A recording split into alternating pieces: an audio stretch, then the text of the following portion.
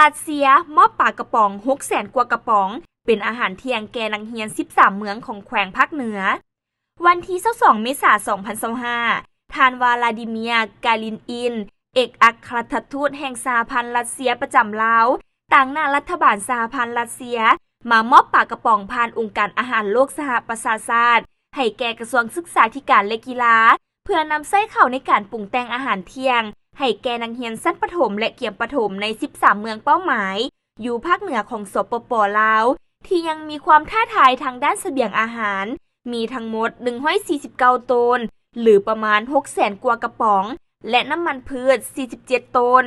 ท่านพุทธสิมมาลาวงศ์รัฐมนตรีกระทรวงศึกษาธิการและกีฬาได้แสดงความขอบใจต่อการช่วยเหลือดังกล่าวซึ่งปลากระป๋องทั้งหมดนี้จะถูกมอบให้นักเรียนเป้าหมายใน3แขวงคือแขวงหลวงน้ำทาแขวงพงษาลีและแขวงหลวงพระบางเพื่อช่วยเพิ่มโปรตีนที่สำคัญและมีคุณค่าทางโภชนาการในอาหารเที่ยงของนักเรียนในโรงเรียน